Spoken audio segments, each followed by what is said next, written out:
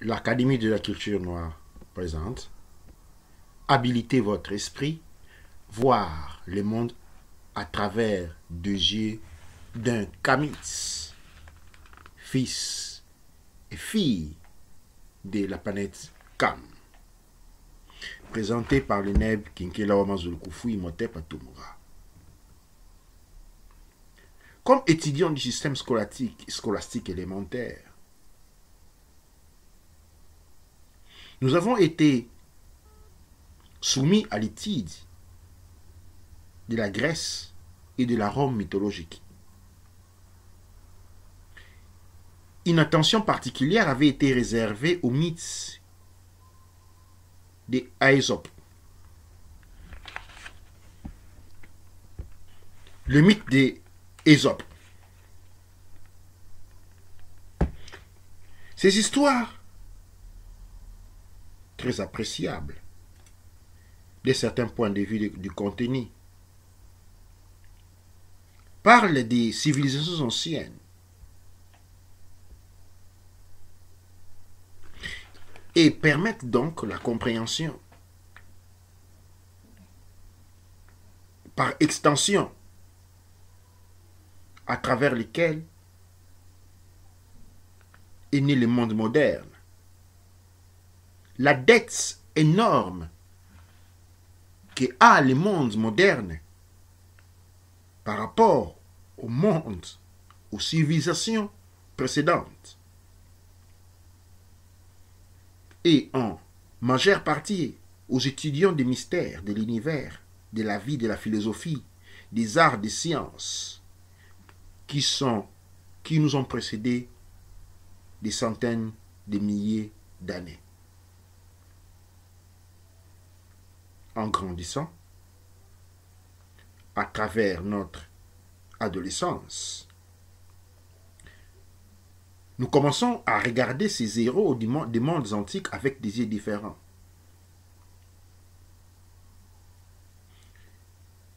Aujourd'hui, nous découvrons, la jeunesse découvre que ces différents personnages mythiques dont nous avons cité Ésope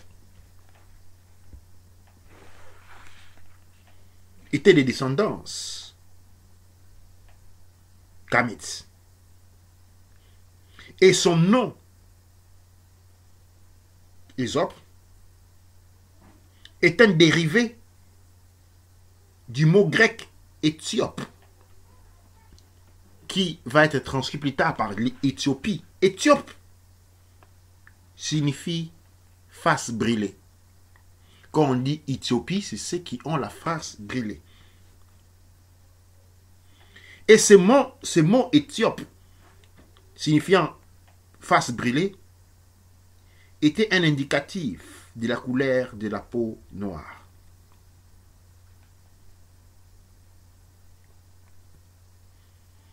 En grandissant, on apprend aussi que les histoires grecques d'Hérodote. Donc, on apprend que l'historien Hérodote déclare que les parents de Hercule étaient des Kémètes, des Kamitz. En allant plus loin, on va découvrir que même le nom Europe, c'est-à-dire le continent Europe, a reçu son nom d'une princesse de descendance Kamitz. En allant plus loin dans les études, dans la découverte de l'authenticité noire, on vient à tout court à la découverte que les anciens, dits égyptiens, étaient des noirs, Kamitz. Et que beaucoup de textes, beaucoup de recherches ont été tout simplement falsifiés. Ces textes qui nous ont mis devant une Égypte blanche. Ainsi donc, mentalement ou physiquement, nous pouvons faire notre premier voyage vers ce que nous appelons l'Égypte contemporaine, ou qui est une simplification des Kémètes ancestrales. Après avoir vécu en Europe pendant beaucoup de temps, nous pouvons maintenant dire avec conviction que les anciens Égyptiens, les premiers Égyptiens, non les Arabes, non les Hittites, non tous les envahisseurs, mais plutôt les premiers étaient des Kémétiou, des Noirs. Et leur civilisation a impacté de manière fondamentale et profonde les civilisations grecques et romaines. On peut maintenant lever les yeux partout où nous nous trouvons, à Rome, en Grèce, en Europe même. On ne pourrait jamais s'arrêter de voir l'influence mélanoderme, l'influence kamite dans tout ce que nous voyons en Europe, dans l'architecture, dans la construction, dans la littérature, dans les sciences. Ainsi donc, nous pouvons réévaluer notre perspective des visions par rapport à ces peuples qui nous a été falsement présenté comme un peuple magnifique.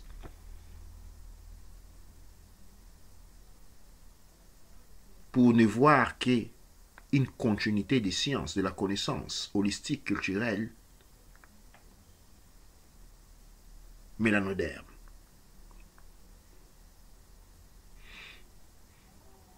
Il y a beaucoup de statues fameuses qui ont été construites sur le Nil, la vallée des Hapi, la vallée de la joie, des milliers d'années.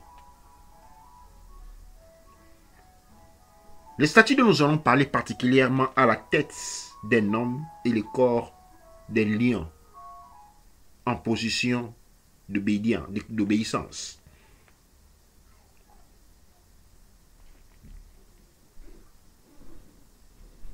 Même si cette statue a été construite par les Kamites et sur terre Kemet, nous avons été conditionnés à la reconnaître avec un nom grec appelé la Sphinx, les Sphinx. Il est important maintenant de réaliser que le mot Sphinx n'est pas le nom de la sculpture originale. C'est un nom qui a été donné par des étrangers des milliers d'années après sa construction. Le mot Sphinx ne reflète pas la réalité symbolique de l'essence reliée à la signification et à l'importance de ces monuments. Une recherche sur Webmaster du mot de Sphinx, nous découvrons que le mot Sphinx est un mot d'origine grecque qui signifie étrangler ou l'étrangleur. Cette définition est née et dérivée des histoires des Oedipus Rex qui ont été écrits par Sophocle autour de 340 BCE. Dans cette histoire, le Sphinx est un monstre. Il est dessiné comme un monstre avec la tête et les seins d'une femme et les ailes d'un aigle avec les corps d'un lion. Il était perché sur un roc près de la cité de Thèbes en Grèce et posait un grave danger pour ses citoyens. La Sphinx posait une question, un énigme, à toute personne qui passait par là, se dirigeant vers Thèbes. Et elle étranglait toute personne qui donnait une question incorrecte. C'est pour cette raison que les Grecs appelaient cette créature l'étrangleur. Le Sphinx est aussi regardé comme un caractère énigmatique, ici souvent utilisé dans l'initiation rituelle de nombreuses organisations secrètes. La question posée par la Sphinx est regardée aujourd'hui de manière, elle est appelée l'énigme de la Sphinx. Et dans ce contexte, il est utilisé pour décrire ou retracer ou individuer toute personne possédant des caractéristiques des connaissances mystérieuses et profondes. Il est devenu un code des reconnaissances, des différents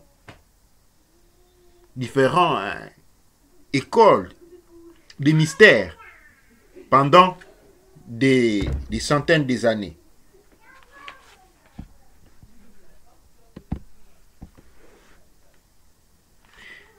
La question allait de cette manière. Qu'est-ce qui a une voix et marche avec 4 jambes le matin, 2 jambes les après-midi, 3 jambes le soir, et plus de jambes il a, plus faible il devient.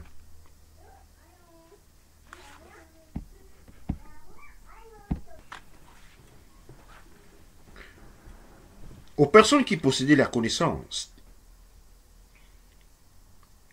cette énigme représentait un test de haut niveau qui définissait leur capacité et habilité de penser.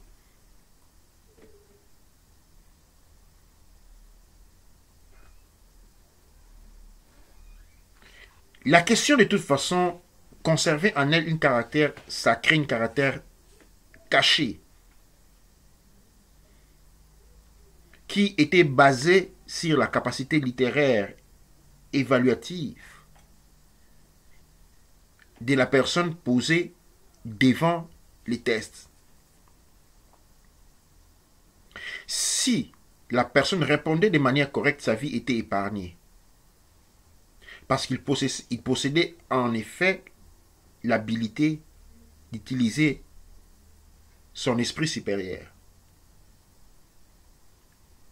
Et ceux qui n'avaient pas la capacité, ceux qui ne pouvaient pas ou répondaient de manière incorrecte, étaient condamnés à être étranglés. L'histoire des Opedus Rex, ou communément appelé les rois, communément appelés les rois Ésope,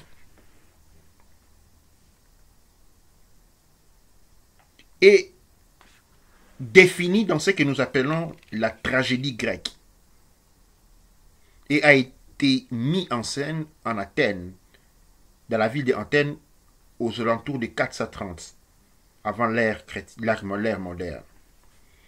Dans cette histoire, Ésope a été la seule personne à donner une réponse correcte à l'énigme de la Sphinx.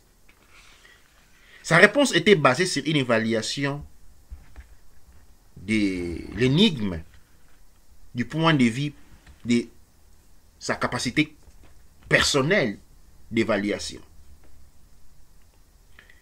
Cette perspective personnelle lui avait permis de donner la seule réponse raisonnable à la question, c'est-à-dire l'homme. Parce que l'homme, au matin de sa vie, il marche à 4 pattes, comme un enfant qui se cramponne par terre. Dans les après-midi de sa vie, comme un adulte, il marche à 2, il tient debout. Et dans les soirs de sa vie, comme un ancien, il marche avec un chien, ou plus de 3 jambes. Après avoir donné cette question correcte, cette réponse correcte à l'énigme, la Sphinx a commis un suicide en sautant dans une dérive, dans un cliff. Et Ésope a continué sa journée saine et sauf à Thèbes.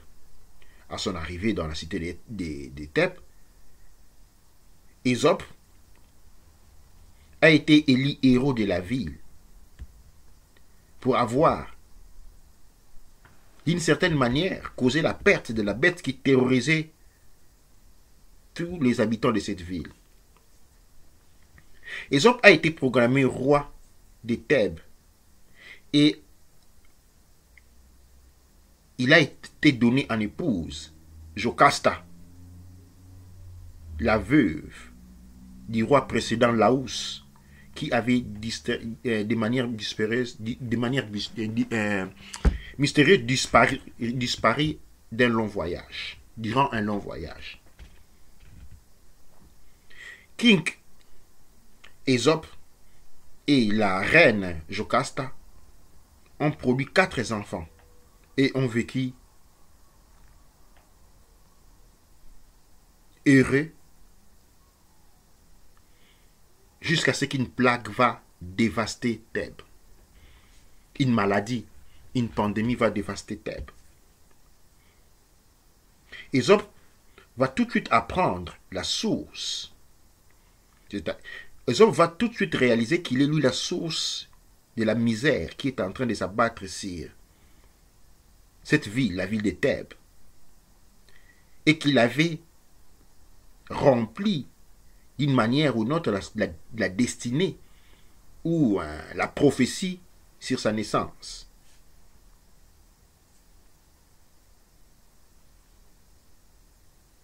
Parce que l'homme qu'Ésope avait confronté et tué avant son arrivée à Thèbes, c'était le roi Laos, le père qui lui avait abandonné à la naissance.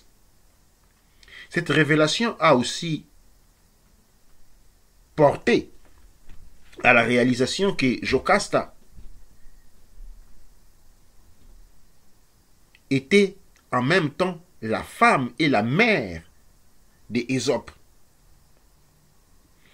et que ses enfants étaient tout simplement ses frères et sœurs. Jocasta, la femme, mère, incapable de résister à ces événements, s'était pendue. Ésope, lui,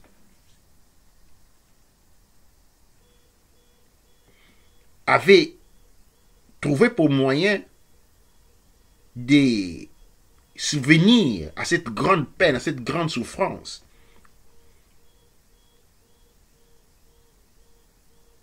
de se trouer les yeux, de devenir aveugle, et à désirer ne plus voir le monde qui lui rappelait ses crimes. Nous sommes devant un mythe qui est lui la quintessence d'une histoire quintessence d'un dysfonctionnement familial, et était la source de ce que nous appelons le complexe d'Ésope, qui a été introduit par les physiciens australiens Sigmund Freud autour de 1800. Freud croyait que l'enfant possède un désir inconditionné, inconscient, un désir inconscient de conditionnement sexuel exclusif vers sa mère, vers ses parents, de sexe opposé. Et donc, par conséquent, l'enfant désire la mort du père ou de la mère, selon qu'il s'agit d'un garçon et d'une fille, pour rester avec son père et sa mère.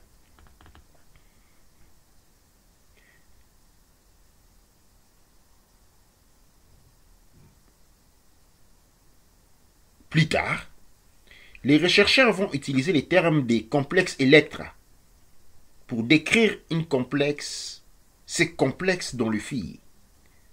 Electra était une femme grecque dans la mythologie qui avait organisé les meurtres de sa propre mère pour rester avec son père. Donc, une analyse évaluative de la Sphinx et des Ésope et des Freud révèle des motifs historiques des désordres familiales qui ont porté dans des pertes de valeurs, de meurtres et des incestes. L'héritage grec en Europe a été décrit comme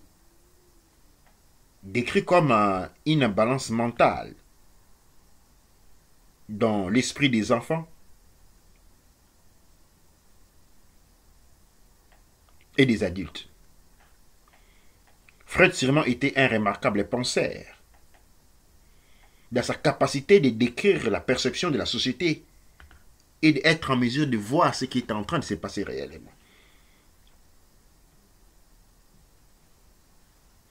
Freud a été en mesure de psychanalyser les Européens et développe sa théorie en se basant sur l'inconscient, les sentiments qui inondent l'inconscient et affectent la vie de tous les jours ou les habitudes de tous les jours.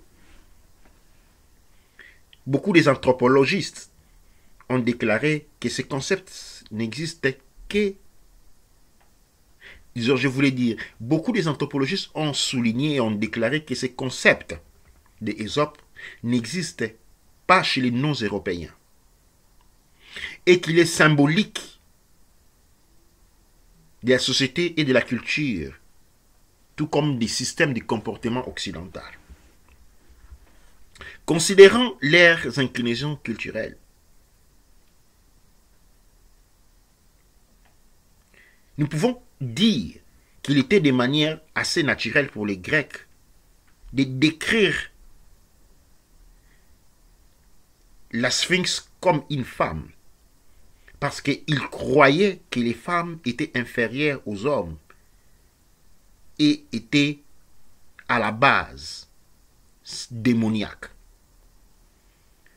La Grèce a été la première civilisation à légaliser les concepts de l'homosexualité et à propager les concepts, la croyance selon laquelle que la plus grande forme d'amour qu'un homme peut éprouver, c'est celui d'être avec un autre homme. Ils croyaient que les femmes n'étaient nécessaires. Ils croyaient que les femmes étaient un mal nécessaire. Tout simplement parce qu'ils étaient capables d'apporter à la vie d'autres hommes.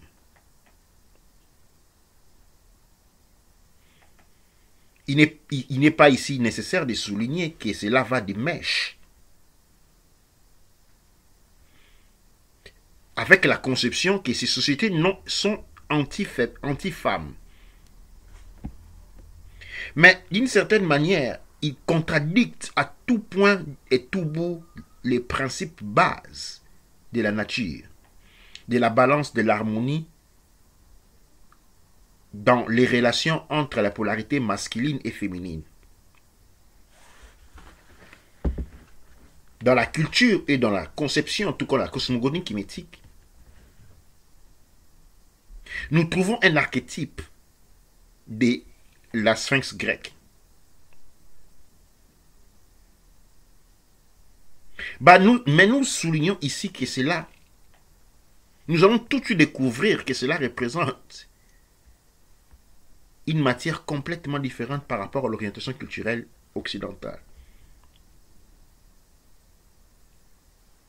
Le nom africain pour cette statue est Heru M. Aketi. Heru M. Aket. Ça signifie Heru dans l'horizon. Cette statue a la tête de Heru, le fils de Aoussar, qui représente le Neturu qui retourne à la vie dans l'ancêtre Kemet. Et les corps bien alignés est celui d'un lion.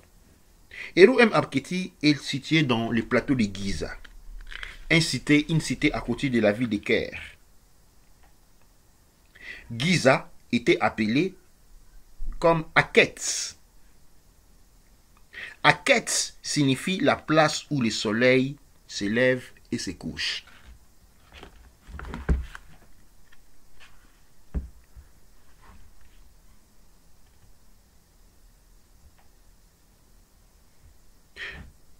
Beaucoup de chercheurs affirment que ce statut est vieille depuis plus de 10 000 ans. Et sont d'accord sur sa signification profondément symbolique. L'esprit de l'homme est ici symbolisé par la tête de Héros. Et le lion représente la partie animale, la nature de l'homme qui a besoin d'être comprimé, qui doit être éduqué sous le contrôle de l'homme. La combinaison de ces deux éléments symbolise les processus à travers lesquels chaque esprit doit conquérir ses parties animales inférieures pour cultiver l'intelligence divine qui existe déjà à l'état potentiel à l'intérieur de lui-même. Cet esprit divin se manifeste à travers Héru, qui est le fils de Atum Ra, du premier être manifesté sur notre plan d'existence. La vie de Héru, de cette manière, devient un prototype pour toute personne capable, désirant, satisfaire et réaliser ses projets sur Terre, situés sur le plan physique de l'existence.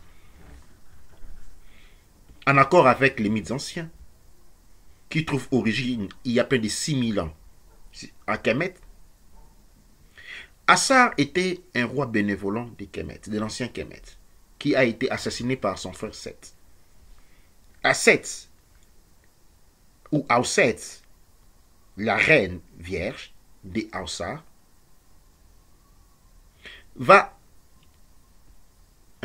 organiser les funérailles pour la perte de son mari et va l'enterrer.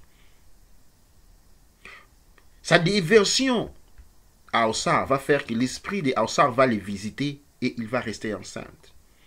9 mois plus tard, Auset va donner naissance à son fils Héru, qui lui, la naissance avait été accompagnée d'une histoire brûlante à l'est. Et il a reçu des cadeaux en provenance des rois étrangers. Auset a protégé son fils contre les armées de son oncle qui était là pour le détruire.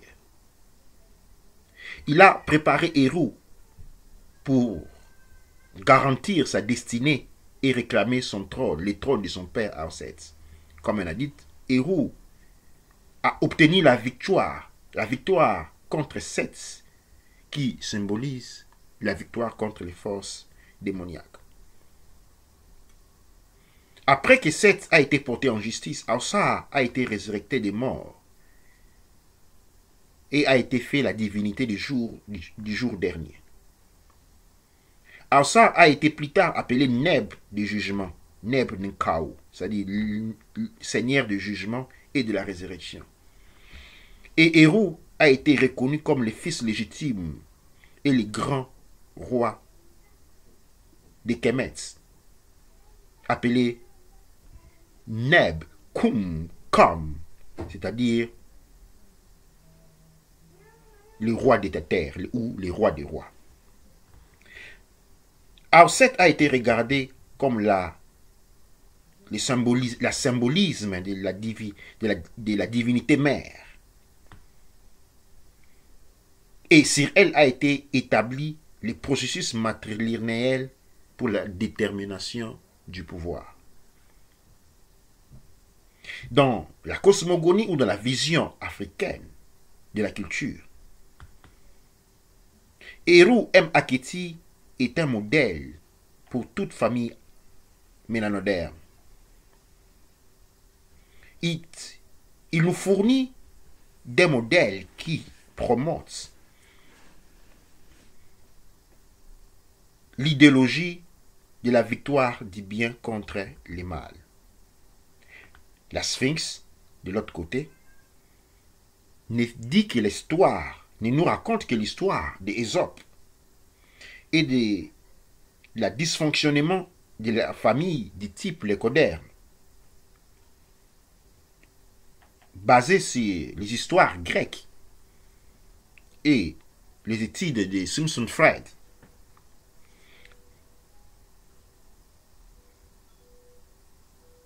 Sphinx est une histoire d'inceste, de meurtre et de suicide. Cet élément nous enseigne l'importance de l'évaluation des informations du point de vue culturel ou du point de vue de la perception culturelle, qui est le seul instrument capable de nous mettre devant une compréhension véritable.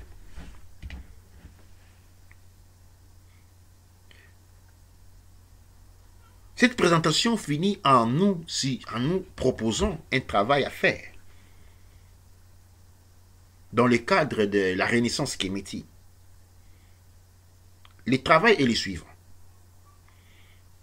Pour être en mesure de développer et apprécier de manière importante notre héritage culturel, kémétique, mélanoderme, et de pouvoir être en mesure de voir l'impact de cette grande civilisation dans les civilisations contemporaines, nous devons faire des efforts de comprendre l'histoire de la vallée du Nil et de la contribution de nos ancêtres à travers 3 points. Nous devons nous expliquer à nous-mêmes les implications historiques, culturelles et philosophiques de la différence entre Héru M. Aketi et la Sphinx et Abu Ol. 2. De prendre en considération les similarités entre les histoires des Ausetz et Héru, dont les temps de l'actuation de ces événements se sont déroulés autour de moins 4000 avant l'ère moderne, et celui des Marie et de Jésus arrivé à 0 BCE. Comment jugez-vous ces similarités et ces dissimilarités? 3e point et dernier. Considérez les origines modernes de l'alphabet et du fait que la lettre J n'a été ajoutée qu'autour de 1600 avant l'ère moderne. Quelles sont les implications de telles compréhensions?